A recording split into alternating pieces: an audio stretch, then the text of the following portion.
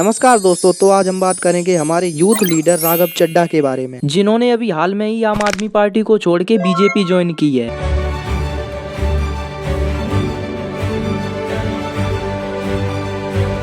वैसे ये कुछ नया नहीं है, राजनीति में ये सब चलता रहता है, लेकिन बात ये नहीं है। बात ये है कि पहले राजीव चड्ढा बीजेपी के बारे में क्या बोलते थे। मेरा ये मानना है कि बीजेपी एक गुंडों की पार्टी है, अनपढ़ गुंडों की पार्टी है। वो सिर्फ गुंडागर्दी करते हैं और पेट्रनेज देते हैं गुंडों को।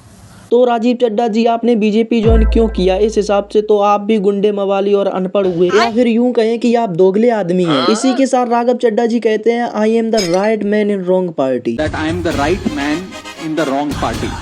I repeat, I am the right man in the wrong party.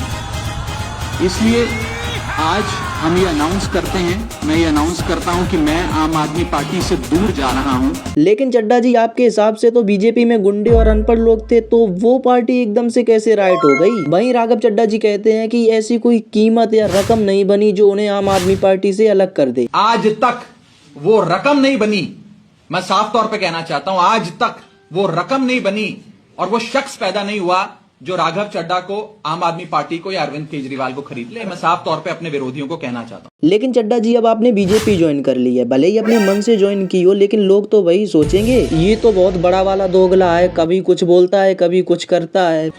हम सब अपने आप को सौभाग्यशाली महसूस कर रहे हैं कि हम माननीय प्रधानमंत्री नरेंद्र मोदी जी की लीडरशिप में और गृह मंत्री अमित शाह जी की संकल्प शक्ति के साथ जुड़कर बिना रुके और बिना थके देश के लिए काम करेंगे। देखिए, आप नेता हैं तो जाहिर सी बात है, आपको काम तो करना ही पड़ेगा, चाहे आप उस पार्टी में रह के करते या इस पार्टी में। लेकिन आपकी पार्टी चेंज करने के बाद लोग आपसे इस तरीके से नाराज हैं कि उन्होंने मात्र 4 घंटे के अंदर आपके 5 लाख फॉलोवर कम कर दिए, और उम्मीद है कि ये वीडियो जब तक आएगी तब तक बहुत ज्यादा कम हो गए होंगे।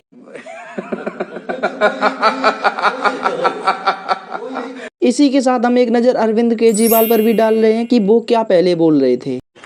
पूरे देश के अंदर मिसाल खड़ी कर दी आप लोगों ने। पूरे देश में लोग कह रहे हैं कि दूसरी पार्टी वाले तो यूं टूट जाते हैं। कई लोग तो ऐसे हैं, कई जगह से खबर आ रही है कि फलानी पार्टी के चुनाव के पहले ही छोड़ के उधर चले गए। हमारे वाले पूरी कोशिश के बावजूद न पैसे से बिकते, न ईडी के डर से छूटते, कोई तो तोड़ ही नहीं सकता हमारे वालों को। इसके लिए मैं आप सब लोगों का बधाई देना चाहता हूं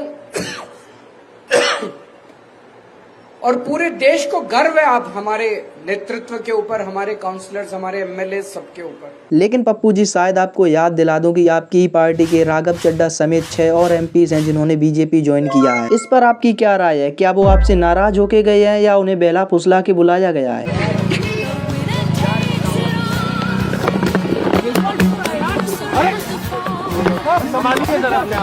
चलिए मुद्दे पे आते हैं और एक बार फिर से चड्ढा जी की वो क्लिप देखते हैं जिसमें वो बीजेपी के लिए क्या बोल रहे थे। नेताओं के नाम मैंने पढ़े, विपक्ष के नेताओं के, इन्हें बुलाकर बोला जाता है कि भारतीय जनता पार्टी ज्वाइन कर लो।